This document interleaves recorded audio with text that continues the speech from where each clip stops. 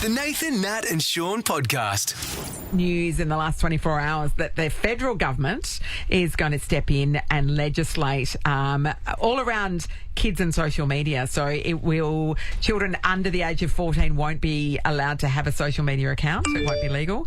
And children between the ages of 14 and 16 have to get their parental consent in order to do it. Now, Shaun, you're right in that zone. You have a 14-year-old daughter. Yeah, most definitely. And of course, my older boys have gone through that age of being able to do what they want. Yes. And you're not really having a chance to be able to see what they were looking at exactly. And probably because the amount of kids who are doing it at school, I think as parents, you get overrun by this and you can't really put down rules and regulations because everyone's doing it. And next thing you know, you're all backs against the wall as a parent. Yeah, that's right. And you don't, because you don't, my understanding is you don't want your kid to miss out or to be socially most definitely excluded because of it. But I guess if nobody's allowed to do it, then that makes it easier. But is it trying to put the genie back in the bottle? Is it? Because it's going to be tricky, I was about to say, when you say you can't do this, it makes it so much more attractive. Yeah, that's right. Very rebellious. I remember we went on Tamagotchis at school, and holy moly, the underground Tamagotchi ring ran rampant. But I agree, and like a good friend of mine is a psychologist, and she deals with children who have addiction to social media, to devices, to gaming, and it's like a Ferrari. Like, you can't just give them the keys and go, here you go. You've got to teach them how to use it, and I think it really is. Maybe banning is not the best idea. Maybe working with kids to find a better solution. Well, you've got to know, with the government, so you've got to go now, your 14 to 16-year-olds have to get the parental consent, which is a good thing. They're trying something. They're trying something. And the best thing is because the way for it a is parent, at the moment, it can't continue like this. Because there are kids, because they don't have the judgment. They don't have the neurons in their brain. Those pathways aren't there to make judgments about what they're seeing. And so they take it on face value. And, as adults, we know that what you see on Instagram is not what life is really like. What we see on TikTok is not what life is really like. But the kids aren't equipped to make those sorts of assessments. No, well said, Nat. Absolutely spot on. I think the other thing is when the government comes down, this becomes law, which they're about to do today. At least you've got someone else to bring into the picture as a parent. You're not making those rules. You can invoke the government or Santa. They're your two powerful beings. Well, that's right. Yeah. I was about to say, how do you police this? Because I used to do cyber safety talks at schools, and the first question I'd ask is, hey guys, who's got a Facebook account? And everyone will put their hand up, and I said, okay, and now who's 13 years old? And I'd be in a class of 12-year-old, 10-year-old kids. The legal age is already there. So, I'm sure there's going to be loopholes already. I want to know how it's going to be policed. Like, how hard is it actually going to be to make a profile to jump on these social media sites? Yeah, because all you have to do is, they're not asking for identification before you sign up. Put a driver's license. So it's on the user to say how old they are. Yes. Yeah. No, that's true. Oh, look, there's a lot of ways of getting around, but I think there's a starting point from a parent's point of view to go, okay, we can bring back some territory. We're probably going to get beaten at some stage. While we're at it, can we make people that go on dating sites, they're not allowed to lie about their age, are they? No, I think that's another good thing. No lying about age whatsoever on any form of social media. I want to throw it out there, Nat, to see if people are how people are navigating this as it stands right now, and is this going to help? Because as a parent, if you've got a 14 to 16-year-old, how do you reckon your chances would be at telling them, no, you can't have TikTok? Oh, mate. I mean, I fear for you because if you have to do want that. Them, like you said, to connect with their peers, and social media is that. It's not what it is for adults. No. It's how they keep up to date with news. It's how they stay in touch with social norms and trends. Like, you don't want to be the loser at school that doesn't know what everyone's talking about. Yeah. But by the same token, if it's damaging your mental health so severely that you can barely leave your bedroom, then...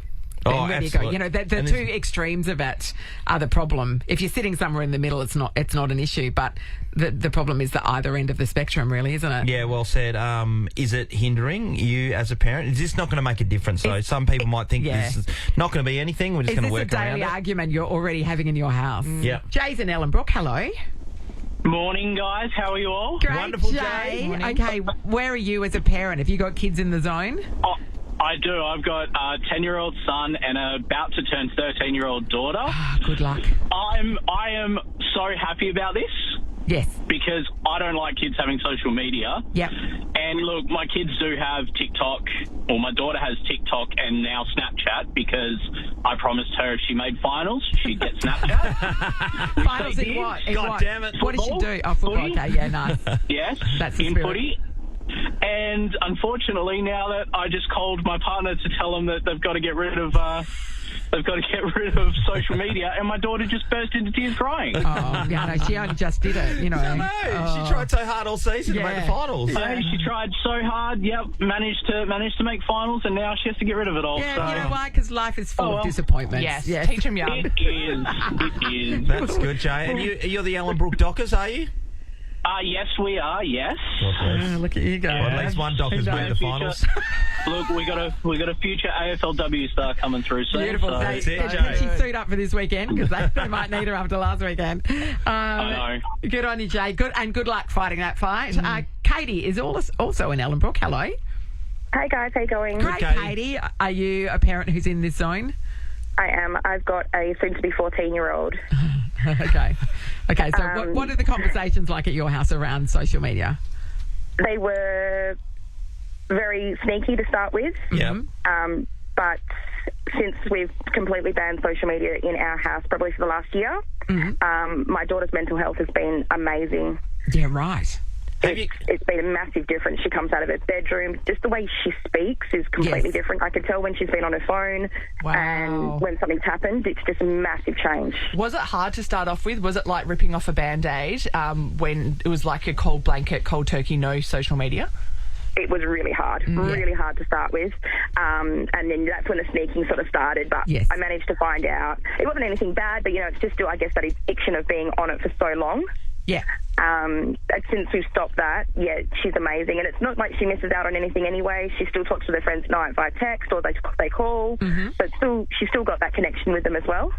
Katie, you're finding out finding that she's getting out and about more often. I know it's easier sometimes from a boy's point of view. So my next door neighbours, young boys, there's a BMX track type of thing that's just been built. So they're just like, they couldn't give a rat's ass about that. They're off there and they're being active all the time. Yeah. But is she being more active since? Oh, definitely. She's always been an active kid, and there was a time when, she was just hibernating in her bedroom. Yeah. And, since that's come out, it's, I want to go to my friend's house, I want to go out. She's always been out with the boys. They'll always go riding or netball court.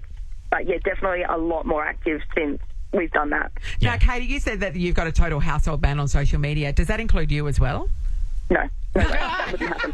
I think that's the hardest thing as well. Like, if you're going to walk the walk, you're going to talk the talk. And if you're an adult saying no social media, does that include yourself? Because, it is. It's a bit of a time suck. You know, you sit down for 2 seconds. And my husband will yell at me. Yeah. He'll tell me, he's like, you need to cut back. And then I have to withdraw as well because you get so caught up in it and you don't even realise. No. I mean, the whole point of it, because it's free, what they're doing is they're selling stuff to us. So the point of social media is to keep the user engaged for as long as possible. That's why it's impossible to stop, because it's designed to be that way, because they want to get as many eyes on their ads as possible. That's the only reason for it. Yep. Otherwise we would have to pay for it. Yeah, okay. Yeah. So it's not just, the point of it is not to connect us with our friends. The point of it is to sell us stuff. I know it's grim, isn't it? Linda's in Thornley. G'day, Linda. Hi, how are you going? Good. What do you think about these new laws? How's it going to help you or hinder you? Do you think it's going to work? So I'm a little bit older than most, and I've got 2 girls, 21 and 16 now. Yeah. But when my eldest was in school, she opened a Snapchat account with her older sister. And when I heard, I lost it. I was like, I rang off her dad and I said, hey, there's age restrictions on these apps. Yeah. Yes. I said, and she is not 15. I said, shut it down. And he said, all her friends have got it. Yeah. Both of my girls are quite small little. And he used to have a rule that my oldest wasn't allowed to sit in front seat. I said, if she's allowed to have Snapchat, she's allowed to sit in front seat. Yeah, that's a good point. What a rule. That's so funny. Yeah, for her own safety. I don't want her to sit in the front seat. It's like, but she's on Snapchat. Yeah. And did that work? So, they shut it down, and my children weren't allowed to have Instagram, Snapchat, Facebook, or anything like that until they reached the age that the app recommended for them. Yes. And it was funny the other day, because this has all come about now, my daughter was with her group of friends on Sunday, and this had come up, and she said to them, my mum never let me have a Snapchat or Instagram or Facebook until I was 15, and age that they recommended. Yes. And she said, and I'm really grateful for it. Yeah. She does cheerleading and she used to do mixed martial arts and everything like that. Yeah. And is grateful that I was such a hard ass that I wouldn't let her have something that she shouldn't have had. Hey, Linda, so with the government coming out saying that between 14 and 16 it will be parental consent, would you have given your parental consent between 14 and 16, or would you have said, no, you have to wait until you're 16? Well, funnily enough, there's 5 years between my two girls. Yep. And when my eldest got Snapchat and Instagram, she had to be 16. Yes. Whereas with my youngest, they had changed the age recommendation to 14, but she didn't get it till she was 15. Yeah, right. Because my statement was, well, your older sister didn't get it till she was 16, so you're actually getting it before she did. Yeah. And she took that on the chin. Yeah. And she followed that, and the other day she told me how grateful she was that I did that for her. There you go. I reckon there'd be a lot of parents who go, don't make the grey area 14 to 16, just make it 16. Do you know what I mean? Yeah, that's pretty clear because there. otherwise the pressure is on the parents then to consent. That's what's going to be difficult and most of us for a lot of fold. conversations. Well, I fold like a sheep tent many of course you will. times. Yeah, like... But in saying that, a 14-year-old in one family is completely different. It's a really good point You know, as well. like depending on whether you have siblings, your development, like mentally, like I remember myself as a 14-year-old, my sister as a 14-year-old, we were very different at those ages. Yeah. I love a parent who sticks to what they say. Sticks to their guns. Can you imagine, Sean? No, wow. Sean. Wow. It's the Nathan, Nat and Shaun podcast. So we're just shooting the breeze this morning in the office, talking about the day's play. And one of the things that's going to be a topic of conversation later on is going to be social media. Yes. And at my house, everyone's on social media and stuff, and watching YouTube At is my just... house too.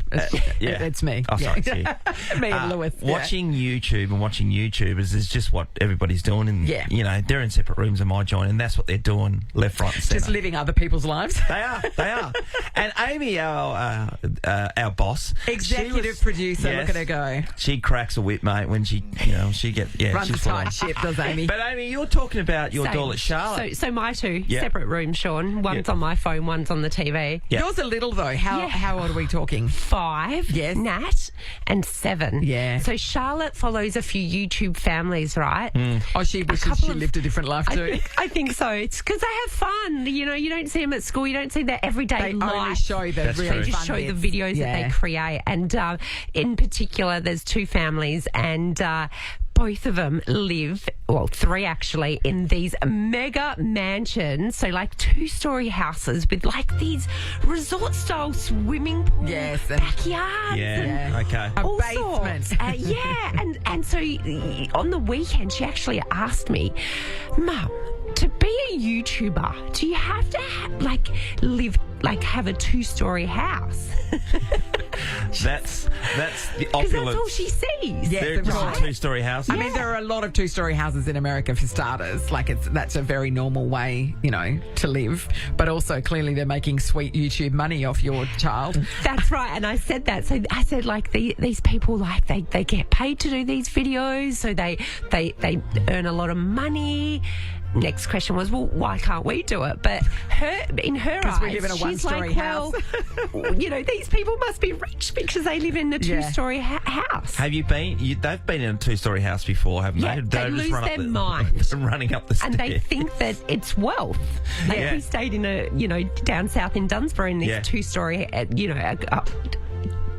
holiday home. Yeah. Yes. And, she's like, oh, it's 2-story. They must be rich, Mum. I was the same when I was a kid, because nobody in Esperance had a 2-story Of house. course There was not. there was maybe 3 houses that were 2-story in the post office. That was it. And so the idea of that you could live upstairs in your own house, to me was like, you might well have said you can live on Mars, because it just seemed like such a foreign concept. I know. My thing growing up was... So there was a period where my auntie and uncle, they had a video recorder. And no one, who had a video recorder? So when it was my birthday, 2 years in a row I did this. We went over to my Auntie Wendy's house, who's my godmother. We grabbed their video recorder and we brought it to my house and connected it in. Did you tell all your friends it was yours? Yeah. No, I didn't. It was like, look what we've got for the day. Yeah. So I invite my mates over for my birthday party. Of course, you get a bag of lollies, but you also got to sit down and watch a movie at my house. Amazing. That was the opulence. That was the wealth. That's what I thought wealth was. Harry, did you have something? Oh, Harry just was wealthy. Oh, yeah, if some family... If a family had 2 helicopters, they were loaded.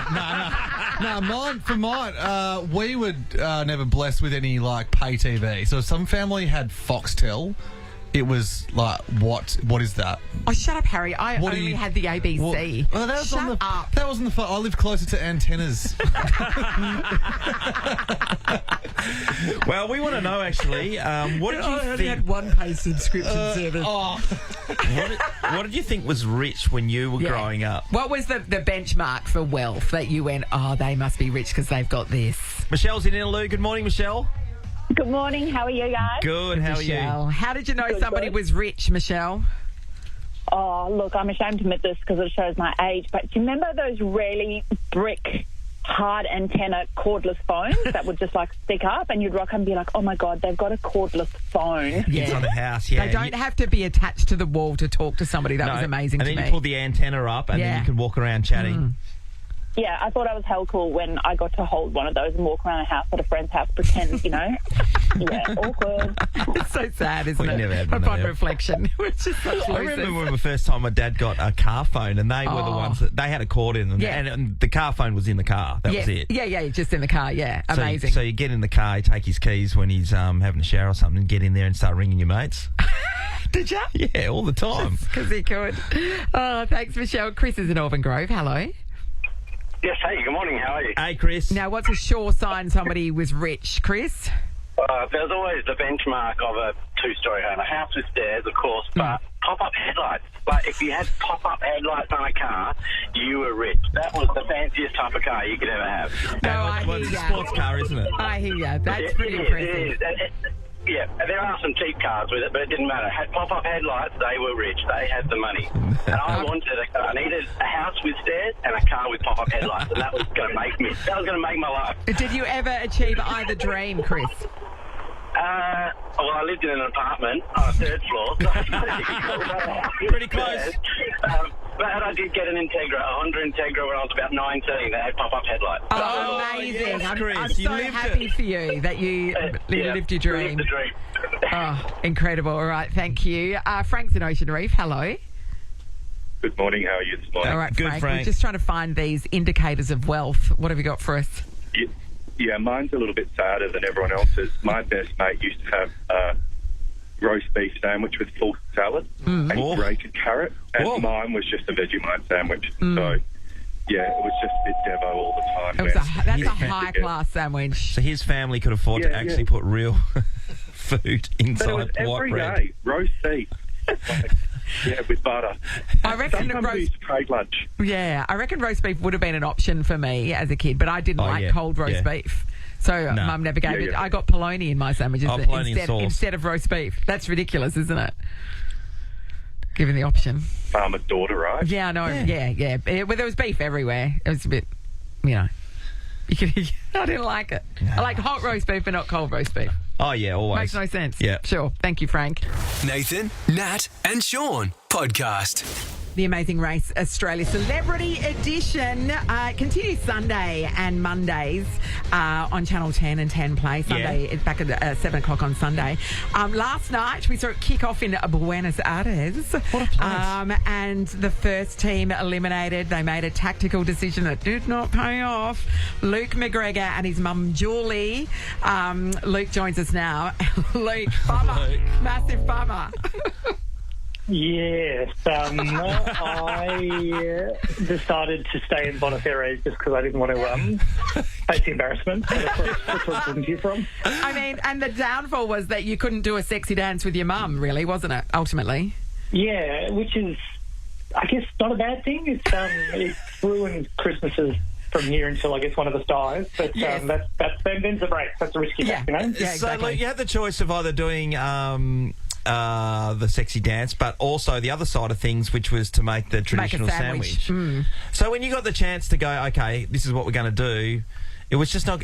Was time a thing, or you just couldn't look Julie in the face and just rub yourself against her, so to speak? I thought it would be like maybe I think they were called champions or something like that. And I thought, what if that's scorpions? I thought maybe it would be one of those growth food challenges, not a delicious sausage sandwich.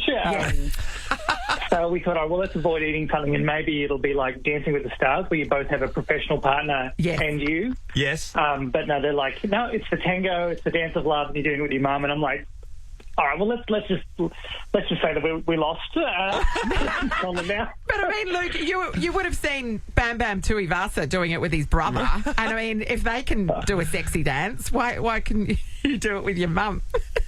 Upper body strength was the weakness in the end, so I just couldn't lift my mum. Luke, surely lukewarm sex prepared you for this moment. You know, practice. Oh, he didn't do that with his mum, did he? Being prepared, like being sensual. Like, surely that's prepared you for this moment, though. That's a great point. Oh, no, it's being more in touch with my own body made me even more aware of how awkward it was. Less inclined to want to do it with your mum. Yeah, I see where you're coming from. There was real reluctance. But I'll know for next season. Cheese or sausages. Yeah. Cheese and sausages. Hey, Luke, Buenos Aires seems awesome. You know, shout out Argentina. That's how you start off, right? So you look around, the celebrities are there. Bo Ryan's doing his speech, just talking to everyone. Did you look around and go, okay, I think we can take, I don't know, whoever it might have been. Pete Hellier and his mum. You're good friends, I'd imagine. His wife, sorry. Well, Pete and Bridge, as soon as we started, Pete immediately pushed my mum over. He went face down onto the concrete. And then his wife, Bridget, kicked mum in the stomach. So I'm like, this seems unfair. Real gangsters. Dirty fighters. I get it. Like, it's a race. And I just ran away and said, Mum, just catch up when you can. That's the spirit. But it was brutal. I didn't expect those sort of tactics from those two. No, Is it bizarre being in such a beautiful location but not being able to soak it up? Like just having to run around like a counting dogs, for example. Yeah. Yeah, well, I guess one of the bonuses of losing was that we did get to stay there a little bit longer and then soak it up, because at the time we're just running from, that's a nice something, and then you don't kind of look at it. It's nice. It was nice once we lost to experience it without having a gigantic backpack on our back as well. So, and no camera crew also. So what happened? So when you are eliminated, as we saw last night, so they're like, you had to sit out for half an hour. That was the penalty incurred for not doing a sexy dance with your mum. And you're watching the other teams arrive, and then with like a minute to spare, Cyrell and Eden turned up, and you're like, bummer. And we're out. So then does the race just move on, and you just are sitting in the park, or got to pay your own way pretty home? Much. They've got to like, you know, the machine's got to keep running. So they're kind of like, all right. I mean, they look after you. They make sure you've got a flight home, but it's it is a real high buy, because the whole production is massive, and then they've got to keep going. Times of the essence. They keep racing. Yeah. And we just sitting there having awkward small talk in the park. When you started it, and you're playing for a charity, you're thinking, I don't know, what would have been a good result? You know, top 4, 5? Oh, I mean, if we got the $100,000 to give to Mudgingall Women's Place, it would have been amazing. And and now now all my interviews today, I just apologising to them basically. But if anyone even has a website and maybe donates, so it would be appreciated. But so you've raised awareness. I feel extremely guilty. And I mean, the thing, like when you rock up there, and I mean, Sean was saying, who did you think you could take? But when you see there's two Matildas and Thorpe and his mate, you go, these are highly competitive athletes. You know they're going to beat you, right? Oh yeah, the Matildas. I mean, they're still active players. Yes. It's not a fair fight. Chloe and Emily. Mum with their bad hip, and me with my just general physical fitness.